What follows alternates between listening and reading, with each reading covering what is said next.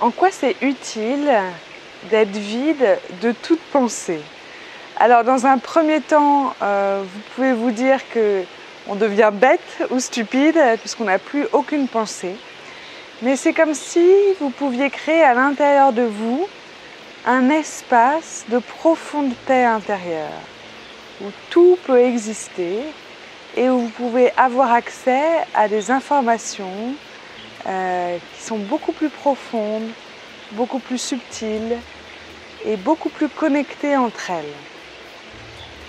Donc les bienfaits d'être vide de toute pensée, c'est déjà d'apaiser son esprit, de pouvoir focaliser son attention sur quelque chose d'autre pour pouvoir revenir dans un état de paix intérieure, d'arrêter d'avoir des pensées qui vont dans tous les sens, d'augmenter cette profonde quiétude et sérénité en vous pour rentrer dans cet espace de vide.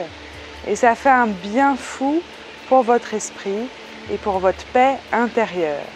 Ensuite, vous pouvez avoir les idées plus claires pour prendre une décision et avoir vraiment des actions qui sont alignées avec qui vous êtes et avec ce que vous désirez réellement. Ensuite, ça permet de vous plugger, de vous connecter à quelque chose qui est beaucoup plus grand que vous. Donc c'est rassurant, c'est relaxant et ça permet de se sentir beaucoup plus humble, avoir moins de pression par rapport aux défis, aux challenges que vous vous êtes donnés ou que les personnes dans votre entourage vous donnent. Et quand par exemple je me trouve au milieu de la nature, dans un cirque de la Réunion comme un Mafat, je me sens relaxée, apaisée. Et c'est comme si ça remettait les choses en place et que vous prenez plus conscience de ce qui est important et essentiel pour vous. En vous reconnectant à cette partie divine à l'intérieur de vous, qui sait ce qui est juste, ce qui est important pour vous. Et c'est comme si ça me permettait de contacter également cette étincelle de vie à l'intérieur de moi, qui me dit « Ok, tu es là pour exister, pour vivre, pour contribuer, pour apprendre encore plus qui je suis. » Et voilà, ça me permet vraiment de me recentrer sur ce qui est essentiel. Et la troisième chose, le troisième objectif qui est super important quand on est vide de toute pensée, c'est qu'on peut développer ses capacités médiumniques, de clairvoyance, de clairaudience, voilà, de voir au-delà des choses, d'entendre le message de son âme, de ses guides, d'avoir accès à des informations sur la géométrie sacrée, sur le remote viewing, c'est-à-dire de voir qu'est-ce qui peut se passer à des kilomètres de chez soi.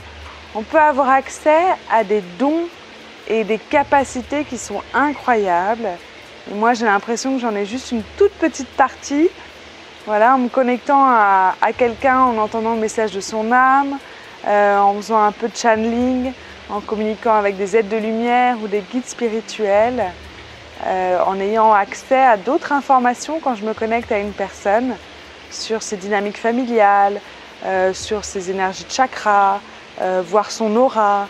Mais tout ça, je pense que c'est une toute petite partie de ce qui est possible de faire.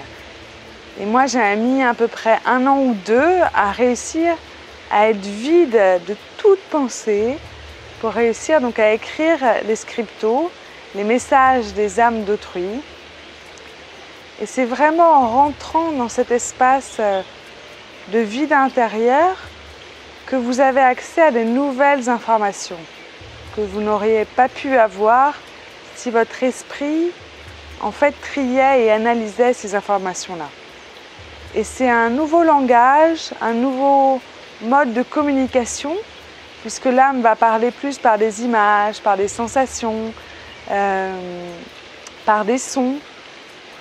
Et alors que l'esprit va être plus par des mots au début, par des analyses, par plein d'informations qui arrivent en même temps. Donc c'est vraiment un nouveau mode de communication. Et pour ça, c'est important d'avoir l'esprit ouvert et surtout un esprit très apaisé. Et donc être vide de toute pensée pour rentrer dans cet espace et développer vos capacités de médium comme la clairvoyance ou la clairaudience.